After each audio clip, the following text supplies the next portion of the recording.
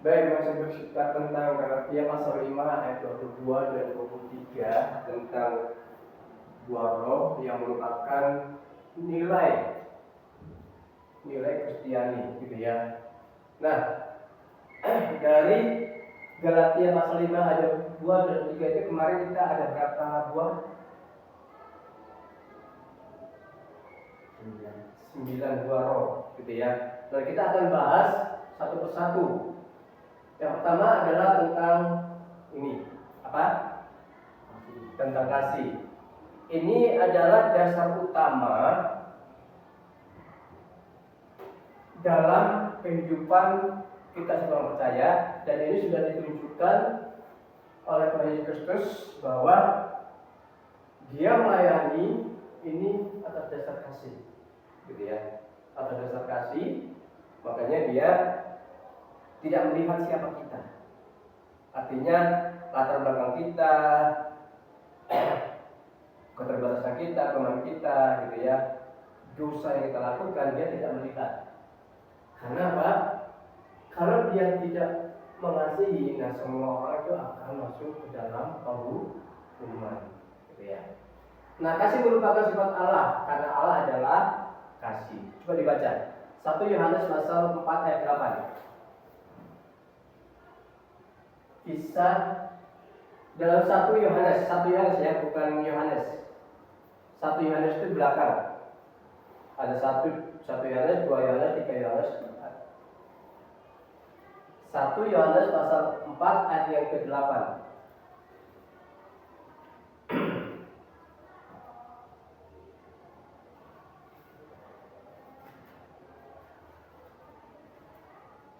Sudah? 1 Yohanes pasal 4 ayat yang ke-8. Ketemu?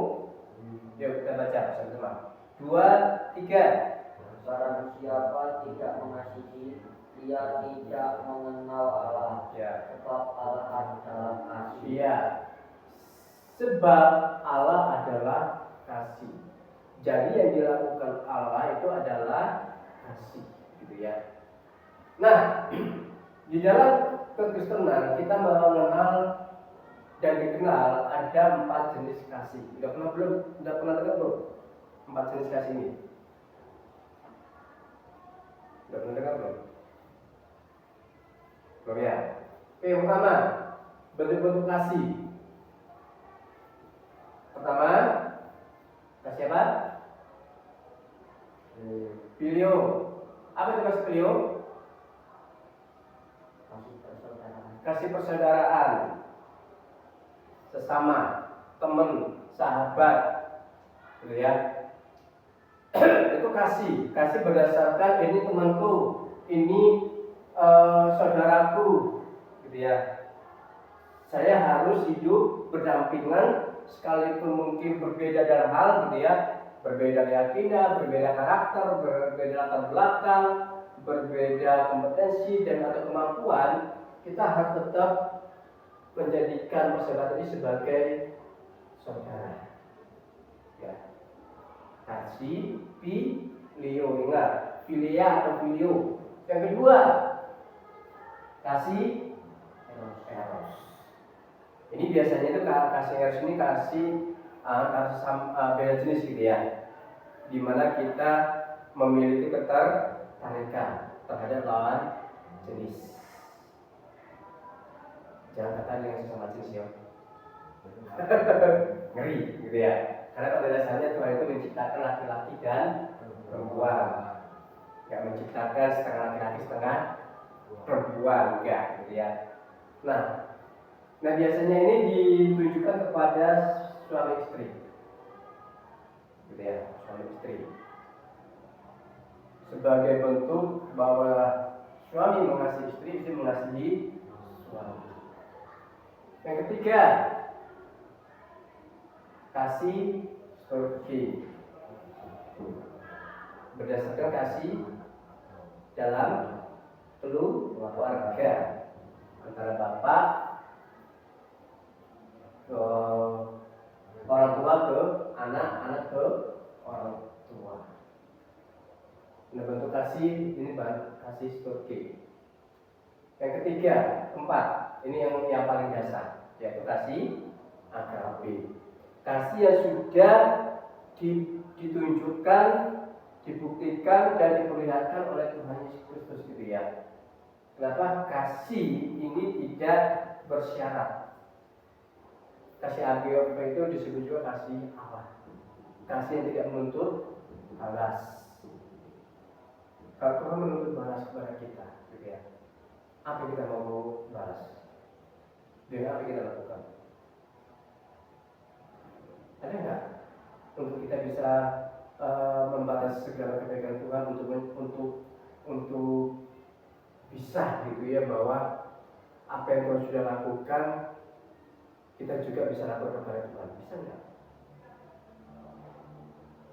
Pada dasarnya kita nggak bisa membalas segala kebaikan Tuhan.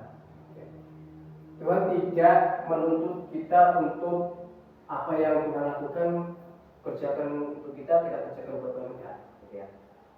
Artinya bahwa sekalipun gitu ya, kasih ini, kasih yang Tuhan tunjuk kepada kita tidak bisa kita balas gitu ya dengan sepenuhnya, namun tetap kita bisa berbuat sesuatu sebagai wujud bahwa kita juga mengasihi Tuhan. Contohnya apa? Sebagai wujud kita mengasihi Tuhan. Rajin beribadah. Terus sebagai bentuk bahwa kita mengasihi Tuhan, sebagai respon kita mengasihi Tuhan. Apalagi banyak.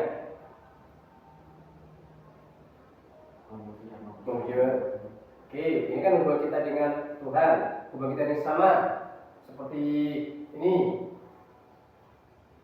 Filio Eros Turki. Ini kan yang Mas Bagus katakan puji kita kepada Tuhan, memuji, beribadah. Oke, ini hubungan kita dengan Tuhan, hubungan kita yang sama, hubungan kita dengan lingkungan. Tentunya wujud kasih kita kepada Tuhan juga harus kita langsung kita kepada Tuhan, enggak, gitu ya. Kalau kita memuji dan beribadah, berdoa kan kita langsung kepada Tuhan.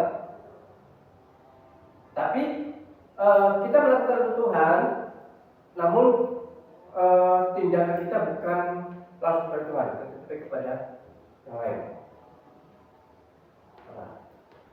Contohnya,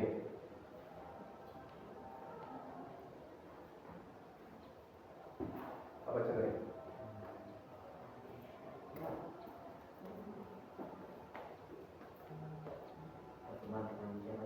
Berteman dengan siapa saja, ya, tanpa memandang latar belakang, maka kata dia kurang pintar, maka kata dia dari keluarga yang sederhana, atau maka mungkin dia dari keluarga yang piatu, gitu ya. Tapi dengan alam juga ada wujud kita kasih kita kepada Tuhan. Apa? Ini kepada sama. Dan apa? Jadi apa dia? Ke alam. Ini kan tadi kepada Tuhan, kepada sama. Sekarang kepada alam. Loh, wujud kita memperlakukan alam itu juga bagaimana kita mengasihi Tuhan gitu. Mengasihi kita kepada Tuhan juga kita tunjukkan kepada alam, pada lingkungan. Apa ayo?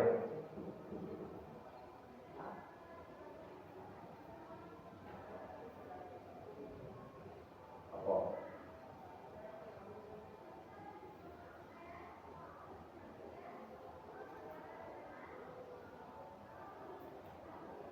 Tidak membuang sampah di sungai yang menjadikan tempat mandian umum.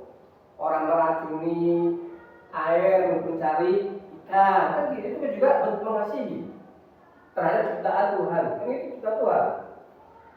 Orang nebangi pohon atau tanaman orang lain, orang injak-injak, orang merusak, itu kan bentuk kita mengasihi atau peduli terhadap alam. Jadi mengasihi kita itu bukan harus kepada sama, Kan firman Tuhan katakan bahwa lakukanlah segala sesuatu itu bukan seperti untuk manusia, tetapi untuk Tuhan. Jadi kalau kita segala sesuatunya melakukan untuk Tuhan, maka wujudnya itu ada. Aku mengasihi Tuhan, bentuknya apa? Kamu mengasihi Tuhan enggak? Jadi, mengasihi Tuhan enggak?